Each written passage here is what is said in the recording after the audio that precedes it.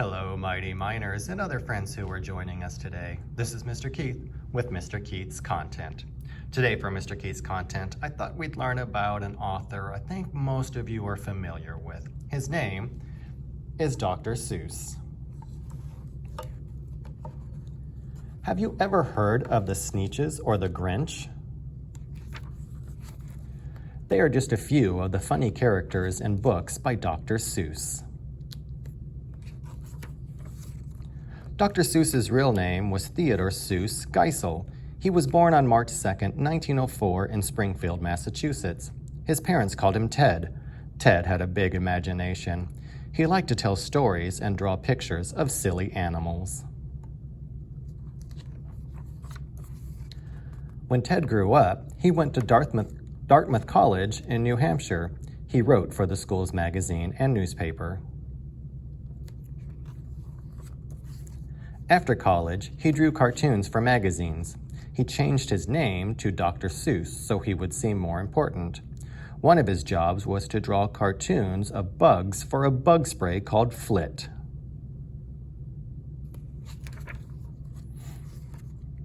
In 1936, Dr. Seuss wrote his first book while on a ship. He wrote a story to go with the rhythm of the ship's engine. He used a lot of rhyming words. The story was called And to Think That I Saw It on Mulberry Street. In the 1950s, some people thought many children's books were boring. They wanted better books to teach children how to read. Dr. Seuss wrote The Cat in the Hat. This story changed the way people wrote books for children. Children liked reading about the silly cat, so Dr. Seuss wrote another book. It was called The Cat in the Hat Comes Back. Soon, there were Cat in the Hat toys and lunchboxes. A Cat in the Hat balloon even floated in a parade. Dr. Seuss wrote many more stories. One of them was Green Eggs and Ham. He wrote it using only 50 different words. Dr. Seuss was never afraid to be silly. He made up words such as oobleck and gluppity-glup. He also made up animals and people such as barbaloots, tweedlebeetles, and zooks. Dr. Seuss's books talked about important things too. The Lorax is about protecting plants and animals. Horton Hears a Who is about caring for all types of people. When Dr. Seuss grew old, he even wrote a book for adults. It was called You're Only Old Once. It was his last book. Dr. Seuss died on September 24th, 1991 in La Jolla, California. He was 87 years old. Many children love books by Dr. Seuss. His books show us how much fun reading can be. Which Dr. Seuss book is your favorite? To go along with learning about Dr. Seuss, I thought we would go ahead and read one of his books.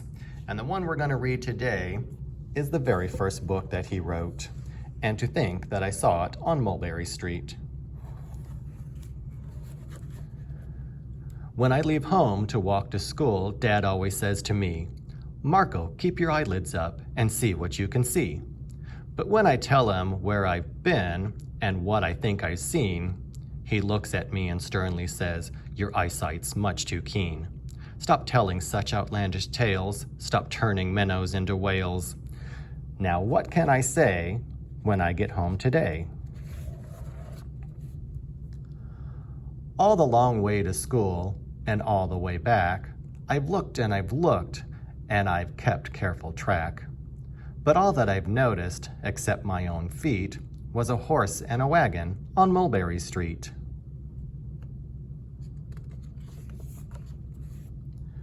That's nothing to tell of. That won't do, of course. Just a broken down wagon that's drawn by a horse? That can't be my story. That's only a start. I'll say that a zebra was pulling that cart. And that is a story that no one can beat when I say I saw it on Mulberry Street. Yes, a zebra is fine, but I think it's a shame Such a marvelous beast with a cart that's so tame. The story would really be better to hear if the driver I saw were a charioteer. A gold and blue chariot something to meet, rumbling like thunder down Mulberry Street.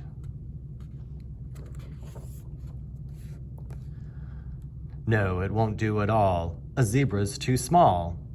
A reindeer is better. He's fast and he's fleet. And he'd look mighty smart on Mulberry Street. Hold on a minute, there's something wrong. A reindeer hates the way it feels to pull a thing that runs on wheels. He'd be much happier instead if he could pull a fancy sled. A reindeer and sleigh? Say anyone could think of that. Jack or Fred or Joe or Nat? Say even Jane could think of that. But it isn't too late to make one little change. A sleigh and an elephant, there's something strange. I'll pick one with plenty of power and size, a blue one with plenty of fun in his eyes. And then, just to give him a little more tone, have a Raja with rubies perched high on a throne. Say, that makes a story that no one can beat when I say that I saw it on Mulberry Street. But now I don't know, it still doesn't seem right. An elephant pulling a thing that's so light would whip it around in the air like a kite.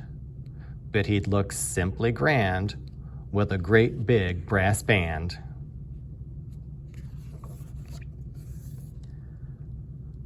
A band that's so good should have someone to hear it, but it's going too fast and it's hard to keep near it.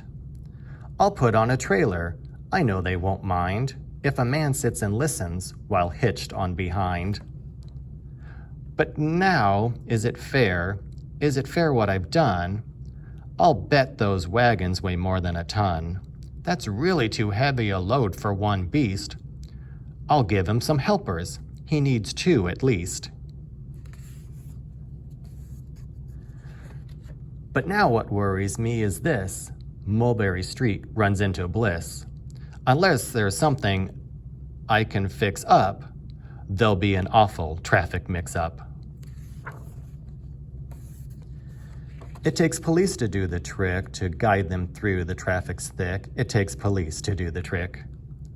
They'll never crash now, they'll race at top speed, with Sergeant Mulvaney himself in the lead.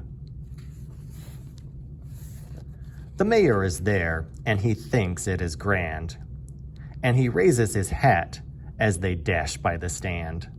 The mayor is there, and the aldermen too, all waving big banners of red, white, and blue.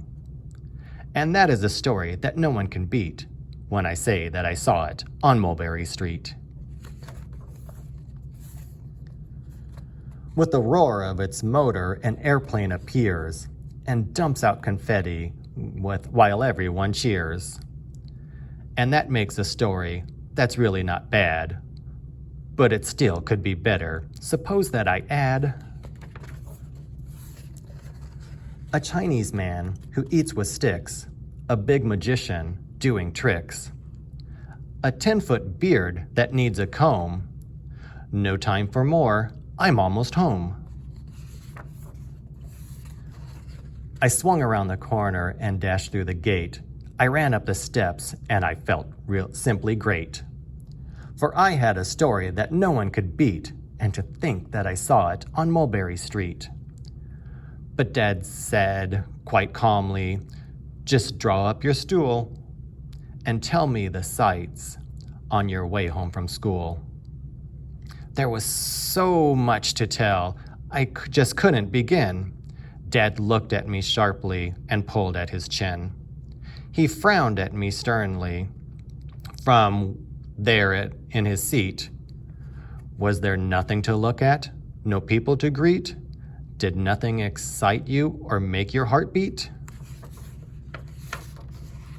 Nothing, I said, growing red as a beet, but a plain horse and wagon on Mulberry Street.